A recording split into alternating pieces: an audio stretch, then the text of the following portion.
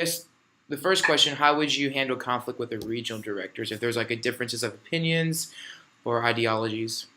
Yeah. Uh, every week, Benjamin, we meet as an executive committee. Mm-hmm.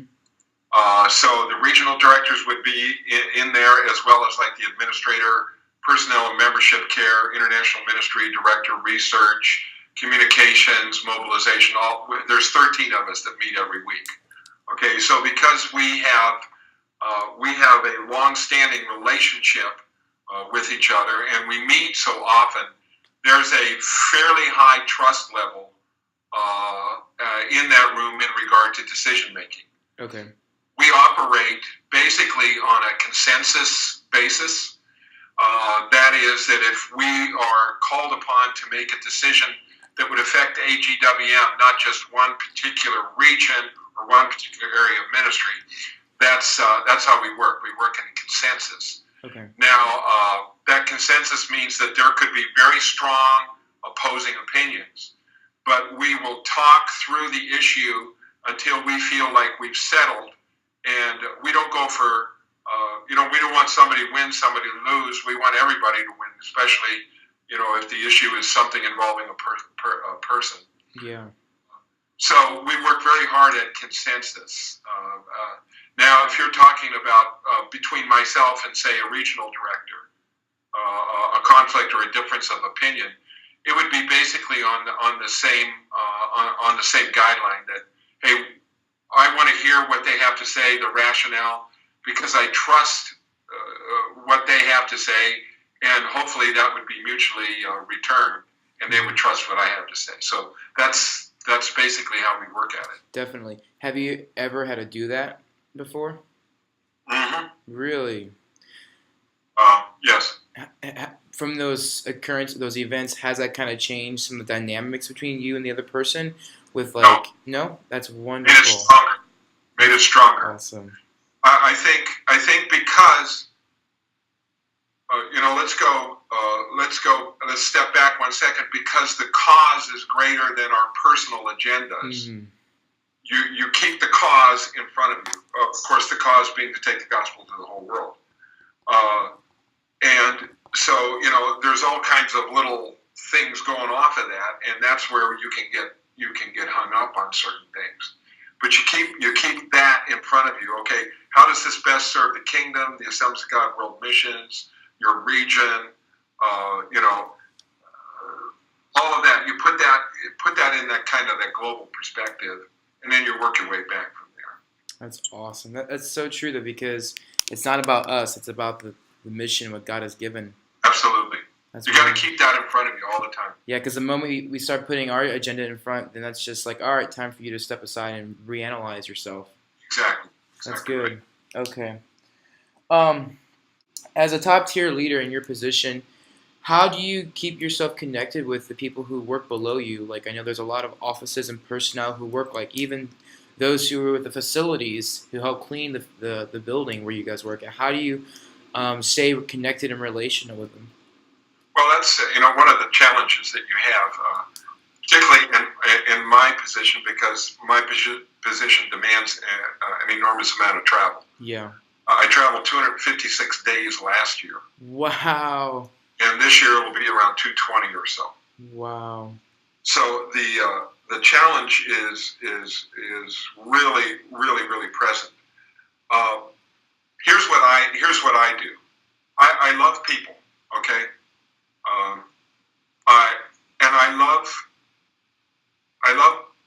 I love every person. I love Dr. Wood, but I love the janitor. I really do, because I believe each of us have a function, and each of us are doing their best at their function, or trying to do their best. So what I do is when I'm in town, my immediate, if we can look at it, my immediate family, of course, is AGWM. Mm-hmm. We have. So what I do is when I come back into town, I will individually walk around both floors, the 5th and 6th floor of Assemblies of God World Missions, and I'll stop by the offices and just say hi, or how are you doing, or whatever. And I You still there? Yes, sir. Okay. I do that as periodically as I can. Secondly, because I personally felt the need to connect more, I have what we call Greg's Break for 8. Greg's Break for 8. Greg's, G-R-E-G, my name, Greg's Break for 8. And what I do is my staff draws 8 names out of a hat, and I bring them into this office that you're looking at right here, and we have like a 30 to 45 minute kind of like a brunch, not a brunch, we have a roll and some coffee, and we just talk with each other. And I ask for each one to tell me what's going on in their life, and we tell them what's going on in our lives, and the interchange has been absolutely incredible on that. So that is awesome. That is so really good. We do that. We've had 3 or 4 at this point, and it's been really well received. And I think it sounds trite, Benjamin, but it's so true. It's the golden rule: do unto others as you would have others do unto you. Yeah. I try to respect everybody. I try to be friendly to everybody because I appreciate them. I sincerely appreciate them. Yeah. So that's what I do. What I do principally and what I do practically. That's wonderful. And like what Dr. Hayes was saying in class, when you're able to like relate with your personnel and your team, they're able to catch your vision because they see that you take concern and you care about their personal lives, and that what brings synergy and unification in the team. So that's true. That's awesome. All right, let's see. When you hire for the staff at AGWM Executive Department, or even when you were as a missionary over in Austria at the church, some of the characteristics and leadership traits do you look for in personnel when you're hiring them or pulling somebody to be a part of your team? Okay, my particular function would be to, of course, our regional directors are nominated by the field, Mm-hmm. by the region. They go to EPs and then they go to GPs. The rest of our executive committee, I hire in that sense of the word. What I'm always looking for is integrity. It's very high on my scale. Secondly, is it's all basically character issues: integrity, honesty, transparency. That would be like one element of what I'm looking for. Another element would be skill set. Do you have the skills to do what I'm asking you to do? Does your track record prove that? In that, do you have the possibility for vision in this area?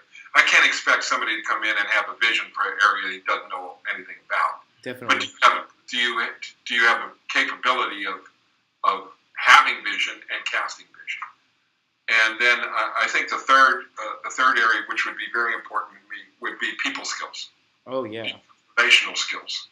And you may categorize that in the first one. I'm not sure, but I really look at, can you get along with others? Can you go to the sandbox and play and get along with others? Yeah.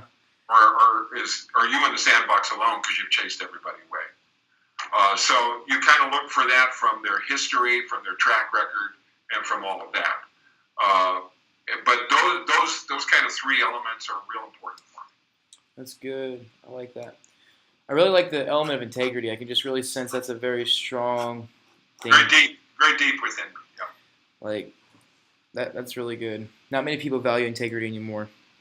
Well, I can tolerate a whole lot of stuff, but I'm sorry, this is pretty black and white. I cannot tolerate if somebody is not being honest with me. Yeah. They're trying to manipulate me, or they're trying to con me, or trying to sell me, or trying to whatever.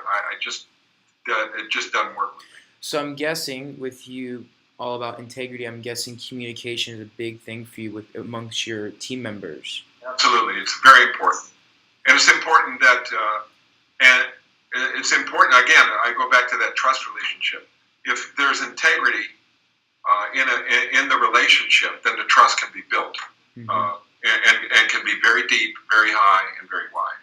Wow. And if somebody says something or something goes on, and that person's being called into question or something, I would have to say, because of the relationship we have, I would have to say, I doubt that. Let me talk to the person. Yeah. Very good. Reflecting back over your past experiences, specifically reflecting back when you graduated from college, I don't know what university you attended. Excuse me?